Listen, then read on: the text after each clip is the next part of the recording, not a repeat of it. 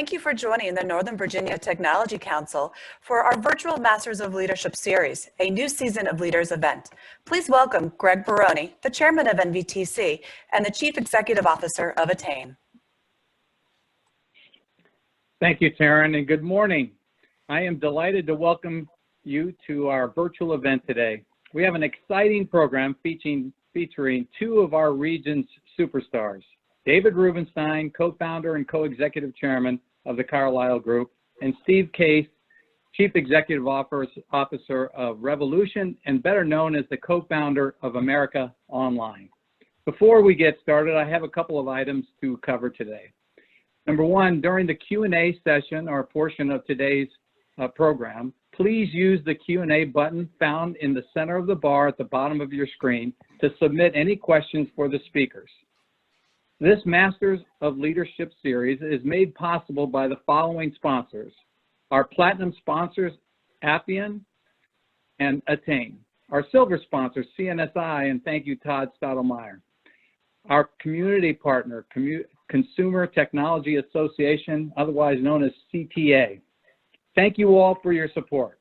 Our next Masters of Leadership, a new season of leaders, will be held on Wednesday, October 14th.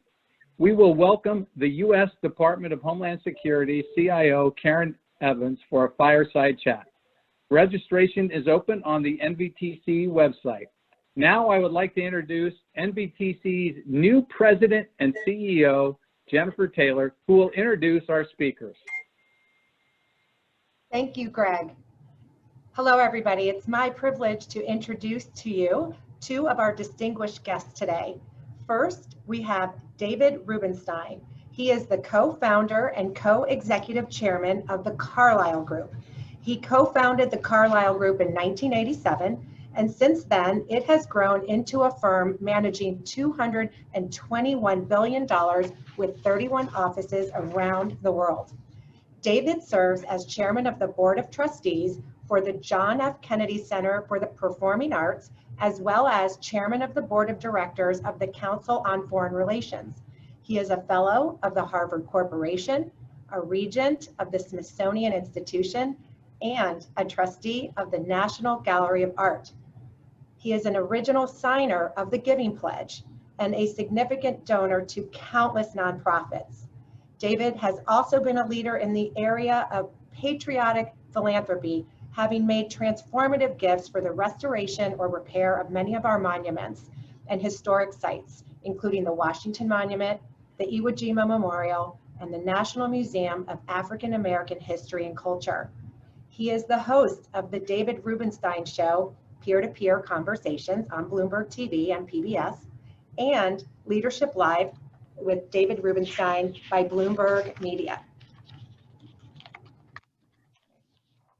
Additionally, he is the author of two books, The American Story: Conversations with Master Historians, and How to Lead: Wisdom from the World's Greatest CEOs, Founders and Game Changers. His latest book, How to Lead, just published this month, and as an attendee of today's event, you will receive a complimentary copy of this book. What an impressive bio, David. Candidly, I'm not sure when you find time to sleep. Today, we also have Steve Case. He is the chairman and CEO of Revolution, the founder and partner of Revolution Growth, and chairman of the Case Foundation. One of the best known and most accomplished entrepreneurs, Steve is a pioneer in making the internet part of all of our everyday lives. His entrepreneurial career began in 1985 when he co-founded America Online, which went on to become the world's largest and most valuable internet company, transforming business and society. Also, he is a member of the Giving Pledge. Steve also serves as the chair of the Smithsonian Institution and of the Case Foundation, through which he and his wife, Jean, focus on leveraging the internet and entrepreneurial approaches to strengthen the social sector. He is also the author of the New York Times bestselling book, The Third Wave, An Entrepreneur's Vision of the Future. I've read this book, it's excellent, highly recommend it. So today, welcome David and Steve. Now, before I turn it over to them, Bobby Kilberg, NVTC's President and CEO Emeritus, would like to say a few words. Bobby? Hi, good morning, everybody. I want to extend a personal thank you to both David and Steve for accepting our invitation. You represent economic growth in unique and challenging times, development of companies, innovation and the creation of entrepreneurs, exceptional philanthropy, and the importance of civility and community. Thank you for being with us today. Thanks, both guys. Okay. All right. Well, thank you, Bobby, and thank you, Jennifer, and thank you, Greg, for those introductions. Also, thank you, Bobby, for all the service to NVTC and how you've been such a cheerleader, champion of innovation entrepreneurship in this region for so many years. And it's, of course, great to be with David. When I came out with the book that Jennifer mentioned a few years ago, David interviewed me, so it was time to turn the tables and have an opportunity to hit him with some questions about his new book called How to Lead. I want to start with something Jennifer said earlier in the introduction, David, when she's reading off all the things you've done on the business side, on the philanthropic side, as well as now on the media side. Her question was, do you ever find time to sleep? Do you sleep? Well, I do, but I interviewed Jeff Bezos for the book, and he said the secret to his success was, among other things, getting 8 hours of sleep every night. And if I'd known that was the secret to success, I would have been sleeping more and probably doing less. But I actually probably get maybe 5 or 6 hours of sleep a night, but not unlike you. You know, probably I doubt that you get 8 hours sleep a night either. But anyway, everything I'm doing, I enjoy. And I've reached a point in life where I don't have to do anything. So everything I do, I enjoy. When you enjoy something, it's not work. So I don't really regard it as work anymore. Everything I'm doing is pleasure. Well, fair enough. So this is your second book, as Jennifer said in the introduction. Your first book, American Story, talked about essentially lessons of leadership from great historical figures, Jefferson and Adams, Martin Luther King, Lincoln, so forth. This book is focused more on the business world. What were the differences, similarities and differences in terms of leadership between both of those books? Well, the first book really came about this way. I started a program a number of years ago to educate members of Congress about American history on the theory that they're making the laws. Maybe they should know about our history, maybe better than more than anybody else. And so over a couple of years, I've been interviewing great historians in front of members of Congress. And we get 200 or 300 members of Congress coming each time before COVID, of course. And it was a bipartisan event, very non-political. The leaders that I interviewed were people who were the great leader, the historians were the great historians of our country, Doris Kearns Goodwin, David McCullough, people like that. And they were talking about Lincoln and Washington and Jefferson and so forth. Those are historic figures, of course. And interestingly, when you talk about great historic figures like that, when we're in grade school, we learn about their pluses and so forth. We don't learn about their flaws. But when you get up close and you talk to the people that have studied them their whole life, you realize all these humans have flaws. They all had challenges. And so when you get to know great people later in life, in my current life, and as you have done as well, you realize everybody has their challenges, everybody has their flaws. But in the end, in my view, to be a great leader a long time ago or today, you have to have a certain vision of where you want to go. You have to be willing to accept failure. You have to come back from failure. You have to be focused. You have to learn how to communicate. You have to have integrity. And in my observation, I do think the best leaders were humble because they realized there was a lot of luck in life and they didn't get there all by themselves. I can't imagine Abraham Lincoln saying, you know, I won the Civil War by myself. It was something I did by myself. I just can't imagine him doing that. When you talk to Warren Buffett, you know, you don't get the sense that he's the greatest investor of all time because he won't tell you that. So I do think humility is an important characteristic that goes through past and current leaders. So I want to read just a couple sentences from really the second page of this new book. And then there's a question built in, as you'll figure out soon. You write, I have always had a habit, maybe bad manners, of asking leaders whenever I meet them, how they became leaders. What were the key factors? Was it luck, drive, talent, training, experience, or some other factor? How was this ability found and cultivated? How did they put it into action? And what happened when it was tested?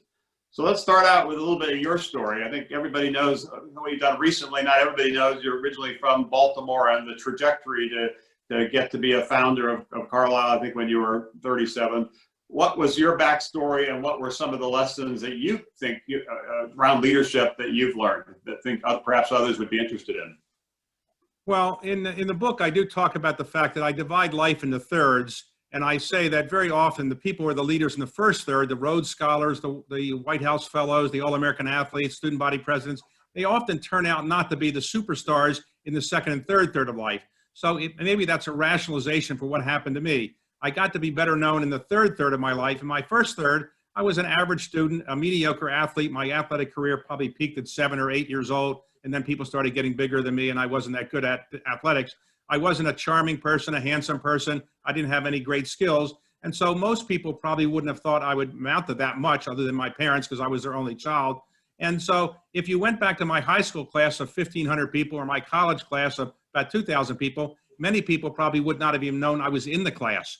So I kind of was okay, but nothing great. I got lucky later on because I failed at a number of things and I kept trying other stuff. And ultimately, I probably had the drive that you get from coming from a lower middle income family. My father worked in the post office. He was not a college educated person, nor was my mother. They weren't high school educated either. And I grew up with modest means. And when you grow up in that setting, it's a big incentive to try to make something of yourself, I suppose. You know, Jackie Kennedy famously said that if you mess up raising your children, nothing else in life really matters. And maybe that's the greatest legacy all of us who have children will leave behind. And in my own case, my parents, I only had one child, and they put a lot of energy into me. And maybe it was, they gave me the kind of thing that Warren Buffett said is the most important thing you can give to your children, unconditional love. So they believed in me, even though I wasn't a superstar. As you probably know, in your own case, Steve, raising children when you're very, very wealthy is much more challenging. And my own children, I think, have done okay. But obviously, growing up in a wealthy family, people always say, well, you got there because your father or your mother was successful and so forth. So I was lucky in life. I got very lucky because I failed in a number of things. And then I ultimately, at the age of 37, started Carlyle thinking it would be a modest firm. And then it took off and I got lucky. So you focus in the book and just in your answer around the importance of failure and learning from that and persevering and getting around setbacks. What were a couple of those setbacks, those sort of failures in your life, and what were the lessons and takeaways from that? Enormous numbers of failures. It would take me 6 hours to go through all of them, but just mention a couple of them. Look, I wanted to work in the White House. I had no interest as a young man making money. I never had any money. My parents never had any money. It just wasn't. The world of startups and buyout firms didn't exist when I was growing up. And so I wanted to go into government. I was inspired by President Kennedy to give back to the country through public service. Unfortunately, I went to work in the White House for President Carter, and I didn't do as good a job, and we got inflation to 19%. We had hostages. We didn't get reelected. So one day, I'm in the White House. People are telling me how smart and great I am. Of course, I believed it for a while. Then when we lost the election, I called all these people and said, okay, here's this smart guy you can now hire, and nobody would call me back. Nobody wanted to hire me. So I realized it was a tough situation, and in hindsight, I can make fun of it, but at the time, for about 6 months, nobody wanted to hire a young White House aide from Carter when Reagan was president. I didn't want to tell my mother that her son, her only child, was unemployable, so I said I had so many offers, I didn't know which one to take. But after about 6 months, she kind of figured out that maybe I didn't have that many offers. So finally, I took an offer, and I realized one of the lessons I learned is if you don't love what you're doing, you can't be successful. Nobody ever won a Nobel Prize hating what they do. You can't do something great 9 to 5, 5 days a week. And I was practicing law, and I didn't like it. So there was no great future for me, and it didn't look like the legal establishment in Washington really thought I added any very much value to it. So I ultimately came up with the idea of starting a small buyout firm in Washington. And at the time, I rented 6,000 square feet. The agent said to me, you have an option, a free option for another 6,000 feet. It doesn't take any additional cost. We'll just put it in the contract. I said, no, I never want to have more than 6,000 square feet. It's going to be a 10-person firm. That's all it's ever going to be. So obviously I didn't have the vision of growing a large global firm, but it worked out that way. And how many people are in Carlyle now, just for comparison's sake? Well, today we have about 1,500 people in the core of the firm, and the employees that we have in the companies we own, probably 350 or so companies around the world, probably I would guess close to 1 million employees around the world. So it's a much bigger enterprise than I ever envisioned, for sure. So you now need more than 6,000 square feet? Yes, a little bit more. Though actually now post-COVID, I don't know whether we have too much space, because I'm not sure that all the office space that all the businesses in the world now have is really necessary, because I think people aren't going to come back in quite the amount that they were before. And if they do come back, they probably won't come 5 days a week. So I'm not sure any of us really need all the space that we probably have.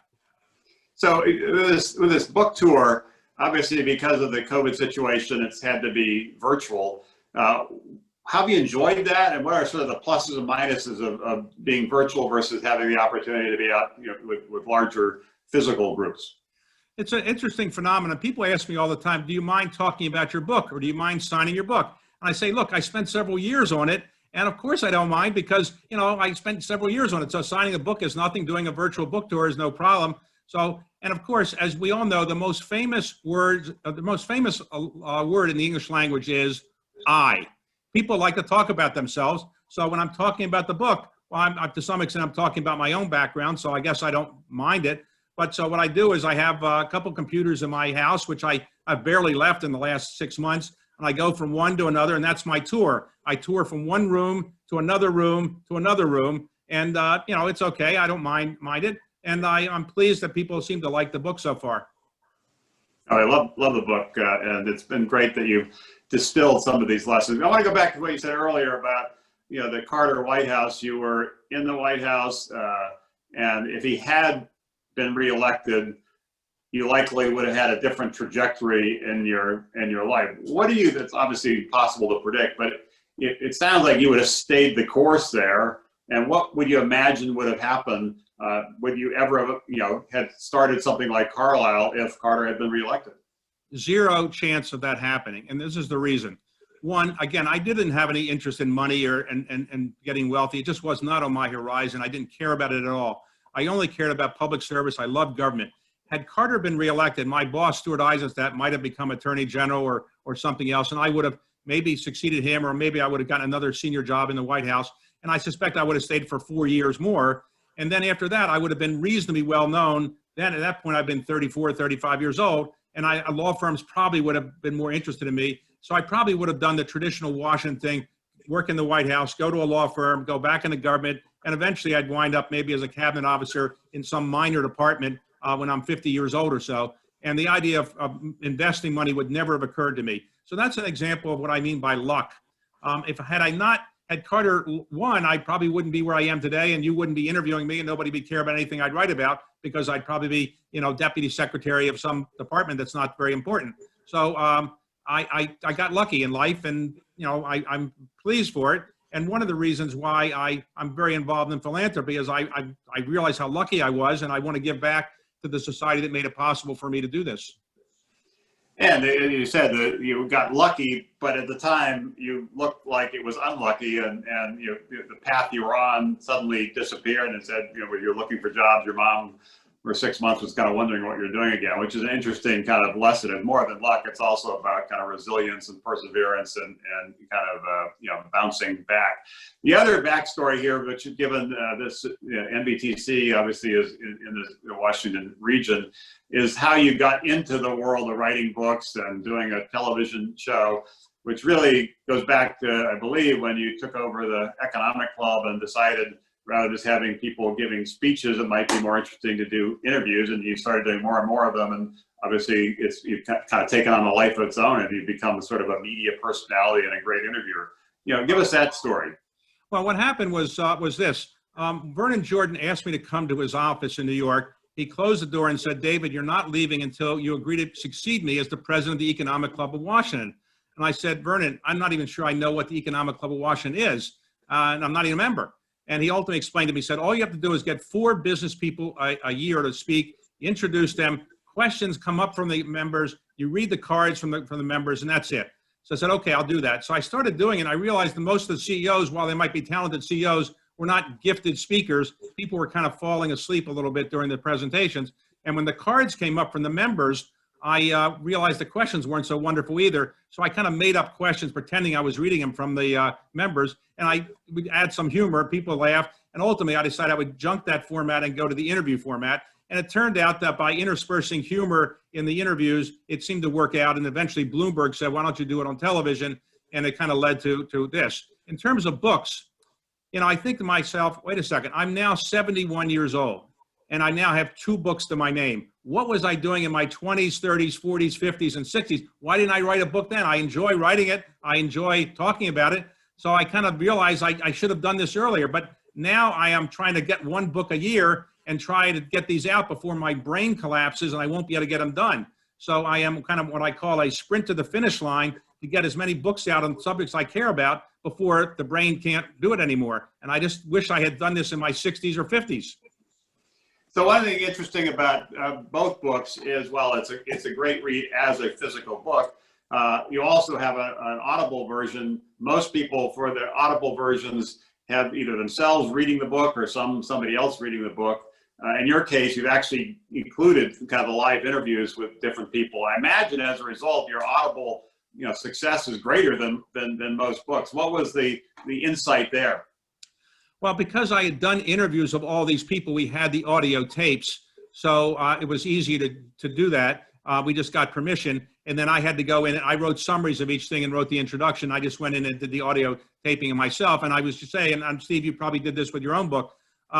It sounds easy to just go say, I'm going to go do an audio reading of the book I already wrote, but actually it's not that easy to do. You stumble a bit, you make mistakes, and you got to do them over and over again. So I hope the outtakes of all my reading of my own book are never made public, because it'll be clear that I stumbled more than I got it right, but eventually I got it done.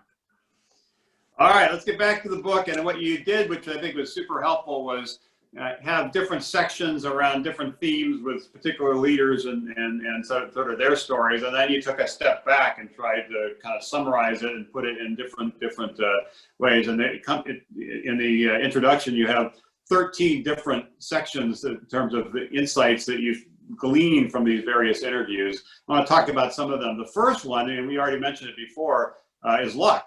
But it's interesting, not that you have luck on the list, but luck is number 1 on the list. What's the thinking there? Everybody that gets somewhere got there because of some degree of luck. I've never met anybody so talented that he or she by themselves got something done without anybody else helping them or without some luck by somebody knowing about them or something. So in my own case, I was lucky to meet somebody who got me an interview with Stuart Eisenstadt, so I got a job at the White House. I was lucky to meet some people who introduced me to people that became partners at Carlyle. If I hadn't known certain people, I wouldn't have done certain investments. So that was a lot of luck. I do think you make your own luck. I think if you sit in your house all day and don't talk to anybody, you're probably not going to meet people. You're probably not going to have some luck. So you have to do some things to make the luck. But I do think everybody recognizes that there's a lot of luck involved. I mean, Steve, in your own career, I'm sure you had some situations that you hadn't met somebody, you wouldn't have started AOL. For Jim Kimsey, if you hadn't been, known him, maybe it wouldn't have happened, or however it came about. So there's a lot of luck involved in life. And I think that's probably the most important thing you should recognize, that luck is very, very important in being successful. No, I think it is important to recognize that there's a certain humility that comes with acknowledging that as you're doing, but also as you're noting, sometimes you get luckier the harder you work. So it's not just sitting back waiting for luck to strike you, but getting out there. But when you do get lucky, recognize it's not all about you, it's about others as well. Number 2 on your list was desire to succeed. Give us a little context there. Well, I think if you say, look, I don't want to do anything with my life. I just want to go to work, come home and read the newspapers, watch television. I don't want to really accomplish anything. I just want to get through life, and then, I die when I die. Then you're not going to really accomplish anything. You have to really have some desire to do something. And I try to remind students all the time that you're on the face of the earth for a relatively short period of time, 70, 80, 90 years or something like that, if you're, reasonably healthy, and that's your period of life that you live. What is the purpose of being here? Is it to just go through the day and just do nothing really extraordinary, or try to make a difference? Do something that will actually make the world a little bit better place, and do something that you can feel proud of. In the end, the greatest pride that people get is when they accomplish something and they help other people. I'm convinced that the wealthiest people that I know, and Steve, you know many people that have signed the Giving Pledge and a lot of other wealthy people as well, those people that don't give away money and don't do it with great pleasure are not that happy. People that acquire enormous amount of personal possessions, I don't think that necessarily they're that happy. Some of the most tortured souls I've met are people that are wealthy, but they don't really know what to do with the wealth. So I think you have to know what you want to do, get through life, do something interesting, and have a vision of what you want to get out of life. So number 3, I'm not going to go through all these, but I do want to highlight a few of them. Number 3 is pursuit of something new and unique. So it's not just about more of the same, kind of replicating what others are doing, but looking for some different angle. What are some of the examples in the book of leaders that took on that approach? Well, Jeff Bezos, there were books that were being sold over the internet before, but nobody had done it with quite the kind of, I would say, software skills that he did. And so, or Bill Gates, when he came up with the idea that software, not hardware, would be the key thing to computers. Or I didn't interview Steve Jobs, but Tim Cook, who succeeded Steve and has done a terrific job. Look what Steve Jobs did and now Tim Cook has done in terms of having a vision of what they could do with personal computers and smartphones and so forth. So there's always something you can do that's creative. And if you just ape what somebody else did, you're not likely to be that successful. You might be a copycat, but you're not really make a difference. So Steve, like on AOL, when you started AOL and built AOL, you were doing something nobody else was doing at the time, and people were trying to catch up to you. And so had you were just doing what everybody else was doing, it wouldn't have been as successful. Fair enough. You did mention Jeff Bezos and Amazon. If we could take a little bit of a side here, I believe you told me once, I think at one of our Entrepreneurship Rise and Rest conferences, that you almost invested in Amazon and also almost invested in Facebook, but passed. So those were some, kind of good ones that got away. Why don't you tell us those stories? Yes, there's some people who never look back and they never regret the kind of things they do. And it's like Frank Sinatra would say, I've had some regrets, but too few to mention. I'm not that way. I always look back and say, what could I have done better or different? So my partner, Bill Conway, who was the co-CEO with Carlyle from being co-chair for a long time and still is, he doesn't tend to look back. He doesn't have these kind of regrets. I do, I guess. So let me tell you these 2 stories. When my daughter was an undergrad at Harvard, she met a young man she's now married to. And that young man was a classmate at Phillips Exeter and at Harvard with another young man named Mark Zuckerberg. And he wanted to introduce me to Mark Zuckerberg, who was trying to raise some money from his college dorm to kind of start this company called Facebook. And he described it to me, and I said, look, I've been around a long time, and that's kind of a dating service kind of book company, and those things never get anywhere, so I don't want to meet Mark. That was a mistake. It turned out to be a great investment, obviously. With respect to Jeff Bezos, what happened was this. When Jeff Bezos was starting his company to sell books over the internet, and that was all he originally wanted to do, it was nothing else, just books.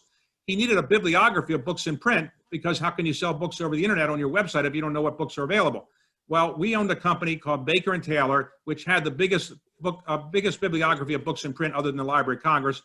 He approached Baker & Taylor and said he didn't have much cash, but he would give about 20 to 30% of the company he was starting if we would lend him and rent him the bibliography. Our salesman said, no, we're too smart for that. We want cash. So we got a deal of $100,000 a year for 5 years. After about a year of this, I kind of figured out maybe this company was worth something. Maybe we should get some stock. So I flew out to see Jeff and said, you don't really know me, but I don't like the deal we have. Why don't we get 20 to 30% as you originally said you would give us? He said, David, that was a year and a half, 2 years ago. I don't need you as much, but you were helpful at the beginning. So I'll give you 1% of the company in return for tearing up to $100,000 a year. So we got 1% of the company. We had so little confidence that we sold it at the IPO for maybe $65 million. Today, that stock is worth about $6 or $7 billion. It's a little bit more than I said in the book, about $6 or $7 billion. So that was a mistake, you could say. Well, you had a tremendous number of successes, obviously. But it's great to be able to look back and share some of those stories and lessons learned. But back to the book and some of the things on your kind of list. You also talk about the importance of hard work and long hours. Give us an example of that.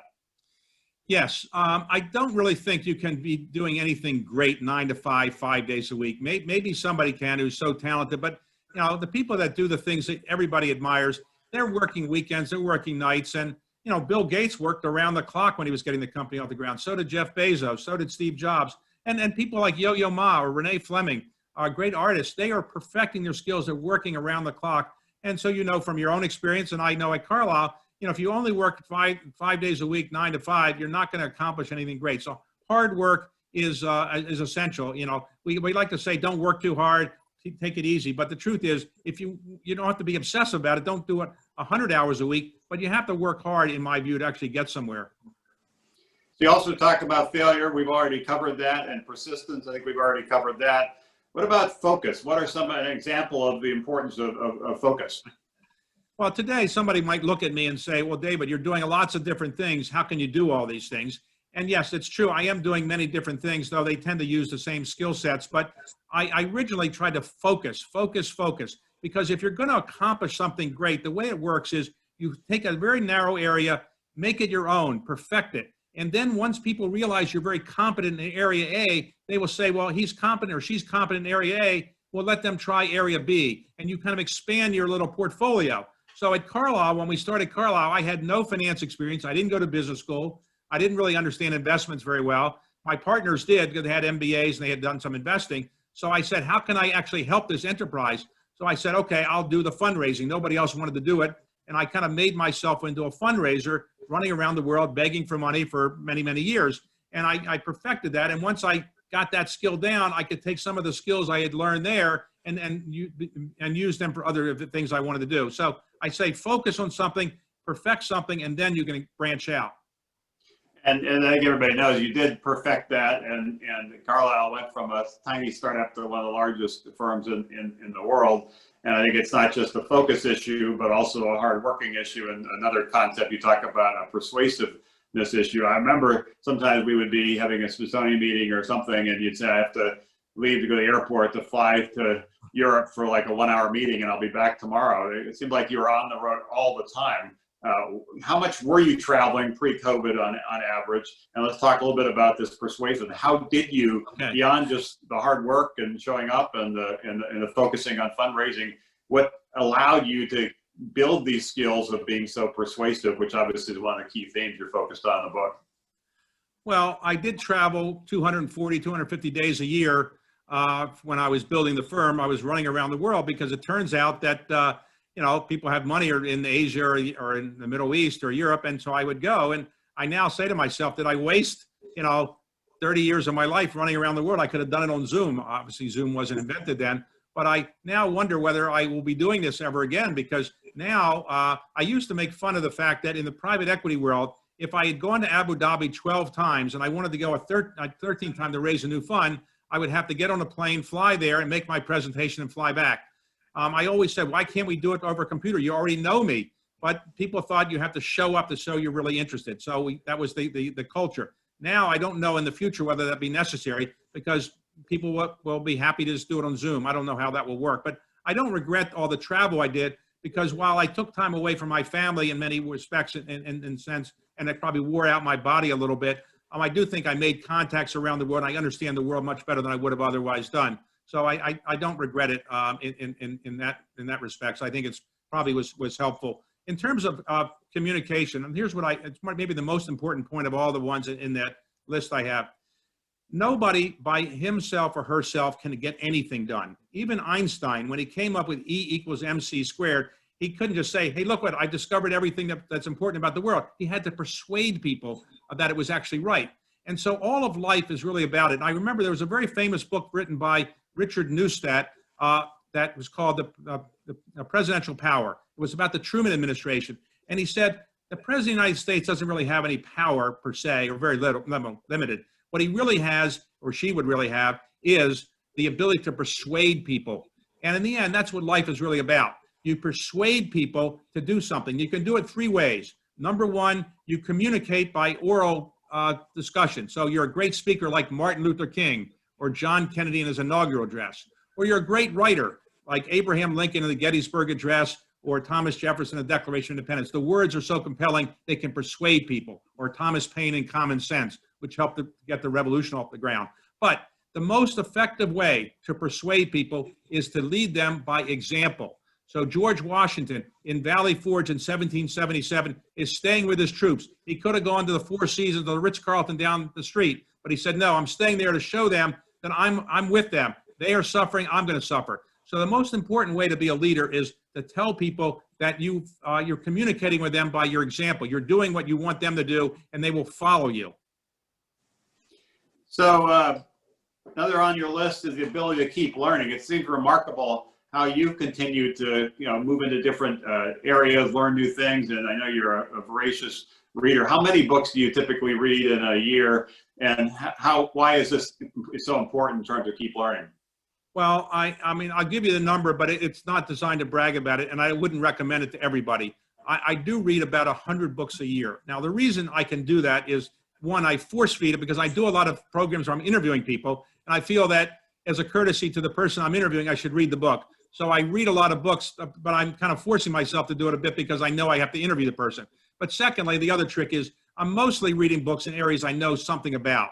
So I'm reading biographies, history, business, things like that I know a fair bit about it already. So it's not as hard for me to do it. If I had to read a physics textbook or a chemistry textbook or something that was an area outside of my area of expertise, I couldn't read that many books for sure. So I love reading them. I just started reading a book last night about my former boss, Jonathan Alter, came up with a book on Jimmy Carter, which is really the best overall biography of Jimmy Carter that's ever been written. So since I lived through that era, it's easy for me to go through that pretty quickly. I'll be interviewing, I think it's next week, Peter Baker and his wife, Susan Glasser, about their book on Jim Baker, who obviously was in our firm for a number of years. And I can get through these books because I know a lot about it already, but I do read a lot. And I tell people this, I'm very committed to reading. And I started the literacy program at the Library of Congress where we give out awards to people to help promote literacy. And I want people that are listening to this, think about this. Sadly, 13 or 14% of the population in this country is functionally illiterate, which means they can't read past the 4th grade level. And I don't mean people who are, let's say, can read Spanish but can't read English. I mean they can't read Spanish if that's their native language. At 14%. And if you are functionally illiterate, you have a pretty good chance of being in our juvenile delinquency system or our federal prison system. About 2/3 of all the people in our federal prison system are functionally illiterate. There's another problem called illiteracy, which means you can read, but you don't choose to do so. About 30% of all the college graduates in this country, this is hard to believe, but it's true, never read another book in their life after they graduate from college. They read other stuff, but not books. And why is it important to read books? Because books focus your brain much more. It's easy to read an internet tweet. It's easy to read an email, or you can read a newspaper article. But books require you to focus your brain for a longer period of time, and it's much better to keep the brain going. And so what I was making a point in this in the book is this. If you want to be somebody important, you want to accomplish something with your life, you have to keep learning. You can't think you've got everything out when you graduate from college or graduate school. Learn, read books. It's very important. The National Book Festival is coming up very shortly. It's a thing where normally we have 200,000 people coming to Washington, and they can meet the authors and learn about books and buy books and so forth. We're doing it virtually this year, but I do think that everybody should try to do more and probably think about reading more books than they already are doing. So one more I want to ask you about. There's some others on the list like credit sharing, integrity, but the one I want to focus on, and we'll go to some other things and then open it up for the audience questions, is responding to crises. 2 questions here. One is, how are some of the leaders you wrote about, what's an example of responding to crises, and how do you think we all should be responding to the current crises we're dealing with in our country? It's easy to be a leader in good times, relatively speaking. You won't be as famous, perhaps, but had we not had World War II, FDR wouldn't have risen to the occasion. If we hadn't had the Civil War, Abraham Lincoln probably would not be remembered. So obviously, events can make it possible for you to show your leadership skill, but you have to rise to the occasion. I think there are some people that have risen to the occasion here that are spectacular. One of them is I interviewed in the book several times, in the book in 2 interviews, is Tony Fauci. I've known him for a long time. He's an incredibly dedicated servant to the country. And while he's been criticized by some, I think the criticism is unfair. I interviewed him yesterday for something else, and I asked him, did you ever consider quitting because of the pressure you're under? And he said, David, this is my life. My life is saving people. My life is solving these kind of infectious disease problems. I never for 1 second considered quitting. And to me, what he embodies is the kind of federal employee we really want to have, and the great civil servant, a great American. So in my view, he's risen to the occasion. Some people haven't risen to the occasion, and it's just, it's unfortunate. But, in my view, in my lifetime, I think this is one of the most serious crises I've ever seen and any of us ever experienced, and some people have risen to the occasion. Probably in the book, the one that I wrote about a bit is where John Kennedy rose to the occasion. And Steve, I'm not sure you're quite old enough to remember this because you're younger than me, but when I was in the 8th or 9th grade, we had the Cuban Missile Crisis, and it seemed as if we were going to go to a nuclear war. And John Kennedy, over 13 days, very coolly and calmly came up with a solution that ultimately had the Soviets blinking. Most people thought we were probably going to go to nuclear war. My own 8th grade teacher said, I'm not giving you homework because I don't think we'll be here tomorrow. That was not probably the best way to calm down her 8th grade class, but that's how dangerous it was. And there was an example of John Kennedy rising to the occasion. And in your book, you talk about JFK being a real inspiration when you were growing up. What captivated you about him? Well, maybe he had everything I didn't have. He was handsome, he was wealthy, he was charming, he was athletic, all the things I wanted, but I didn't have. But I was impressionable, but at that age. But one of the things that struck me was this, and I never forget this. My 6th grade teacher, the day after the inauguration, January 20th, 1961, took the class and said, let's go through this speech. This speech is poetry in prose form. And we went through it line by line. I didn't really understand everything that she was saying at the time, but I now have gone back many, many times and read that speech over, and it was really poetry in prose form. And maybe because of that, I went to work for the man who really helped to write that speech, Ted Sorensen. When I practiced law, I went to work for him at his law firm, and I always thought maybe some of his glitter would rub off on me and some of his great words. I can't write like he can, but I always was inspired by the way he wrote and the way he kind of communicate for President Kennedy. And I still love to read those speeches that Kennedy gave over the years. So obviously you've interviewed a ton of people, probably a couple hundred people, maybe more, over the last decade in different, either for the television show or the Economic Club or other things you've been involved in. Who have you not been able to interview that you think really would help be an example of leadership that we could all learn from? Well, Queen Elizabeth doesn't do interviews, so I haven't interviewed her. The Pope doesn't generally do interviews. If somebody told me that he could get an interview from me with the Pope, I think that's probably not likely. Obviously, Xi Jinping doesn't tend to do interviews a lot. But, and I haven't interviewed the people who are not alive. I mean, you kind of say, the interview format is an interesting one. It may have evolved as a current form when the Tonight Show started, maybe in the 1950s, and people would go on the Tonight Show when Jack Paar was the host, and he would interview them. And maybe that was the beginning of the process of television interviews and the process of interviews as entertainment, as information, but also entertainment. And so 100 years ago, 200 years ago, 300 years ago, we don't have transcripts of Abraham Lincoln being interviewed. We don't have transcripts of George Washington being interviewed. But if we could interview people who are not alive today, I'd love to go back and say, William Shakespeare, who really wrote those plays for you? Or Moses, how did you get the Red Sea to part just when you needed it to part? These are the kind of questions I would like to ask people, but I'm probably not going to get to do that.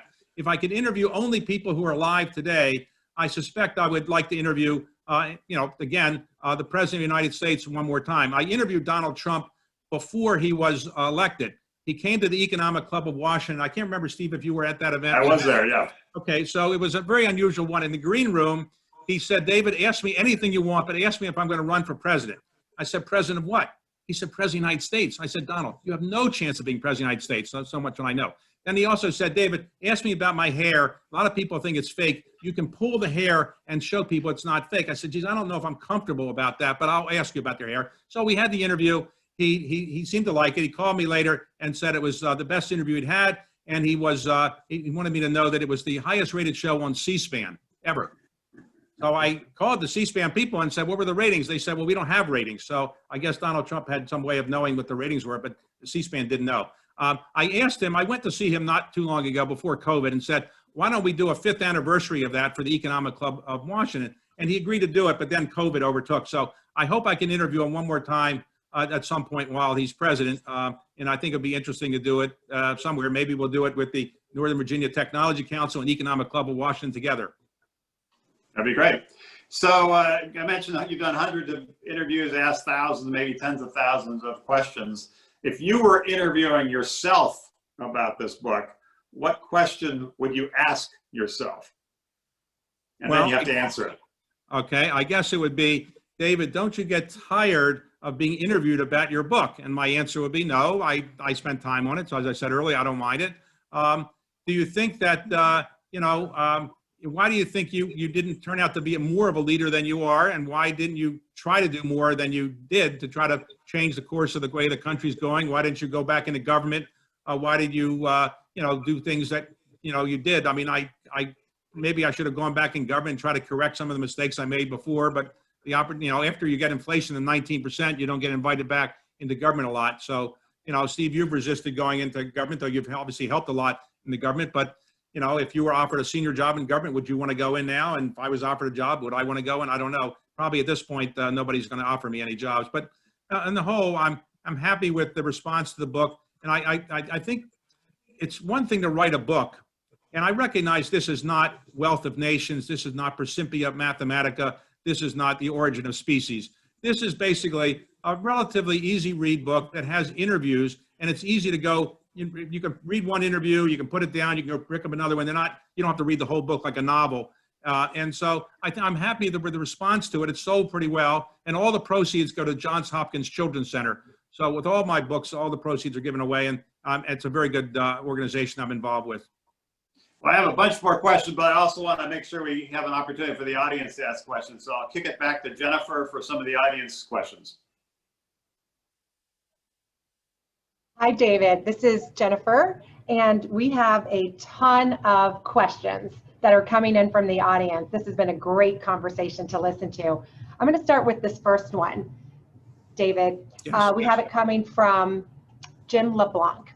With COVID having essentially demolished many of the old business models, what would the most critical advice be that you would give to a young business leader trying to survive or rebuild their businesses? A lot of small businesses are just trying to survive. David, what advice would you give them? Well, there's no easy answer to that.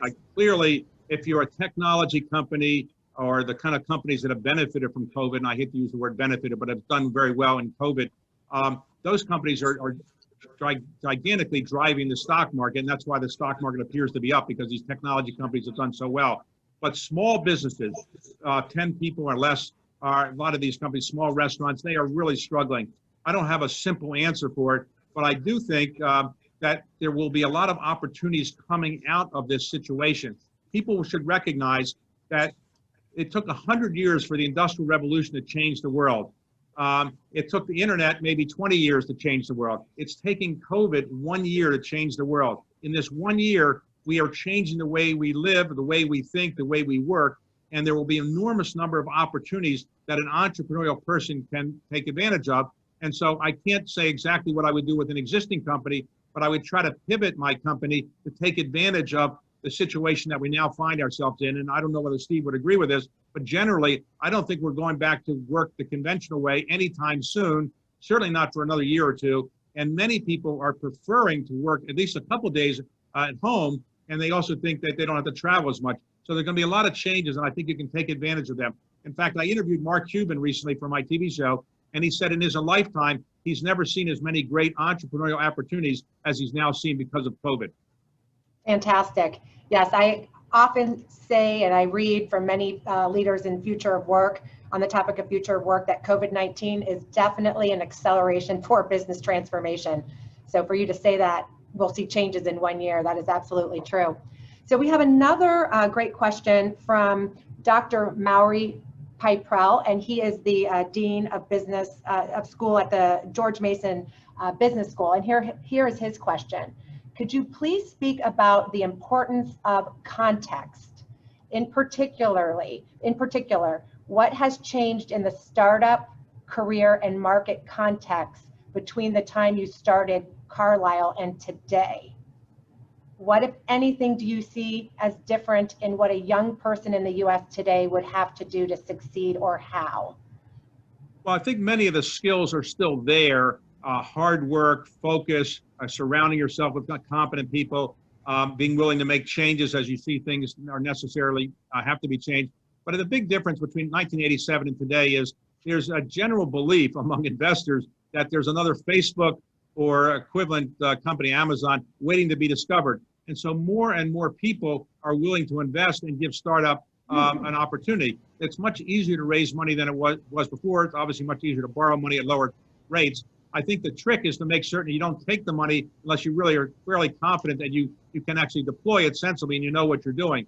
So don't be thinking that you've got a great idea and you're the next Facebook just because people will give you money. But it is much easier to raise money. It's much easier to get people to leave Goldman Sachs and Blackstone and Carlyle for a startup than it was. You get much more talented people. So in many ways, I think it's a much better environment, but the competition is much greater because everybody's finding the same situation. That's terrific. I mean, I know I've read and I see and I hear that most of new jobs that are created come from new businesses. So that's an exciting silver lining amid the COVID-19 pandemic. So when you said that you're constantly thinking now about topics that you can write for future books, when I heard that, it reminded me of a line in Hamilton. Why do you write like you're running out of time? So when you think about future books, if you want to write a book a year, what do you have in your head, in your list of a book that you might write next year? Well, let me answer that. I am working on another book coming out next year called The American Experience, about what is singularly distinctive about being an American and why Americans are really different than people from other countries. What's made us so different, the good and the bad and so forth we've had in our country. I hope to write a book about philanthropy after that. I've thought about writing a book. I'm working on great moments in leadership when there have been great examples of great leadership. But the most important point I want to convey here is this. As I said earlier, I'm 71 years old now, and I never, thought I'd live to be this long, this old. COVID has changed my perspective on life, because when you get to be 70, 71 years old, if you're from a reasonably wealthy family and you have reasonably good genes, you can expect that you have good enough access to doctors that if something bad goes wrong, you can get medical treatment that's going to keep you alive for a while, and you'll probably make it to 85 or 90 or something like that. With COVID, you could die within 2 or 3 weeks if you get it. And so I have really faced my own mortality. My daughter, my son-in-law, my 6-month-old grandson, and my 2-year-old granddaughter all got COVID-19. They're all recovered, but you don't know what the impact is going to be long-term. So we just don't know what the impact will be. And so I've often thought, now I've got to get things done more quickly than even I was thinking about before, because something bad could happen. So I am kind of dusting off my bucket list and accelerating my philanthropy, because I really realize that, life is very precious, and many people that I know have been really adversely affected by COVID. Some have died. Wow, that's a very nice sentiment. Here's another question that we have, and we hear this a lot. The notion that it is lonely at the top seems to be experienced acutely by many leaders. Can you share your own personal experience that strengthens or dispels this notion? Do you ever feel lonely at the top?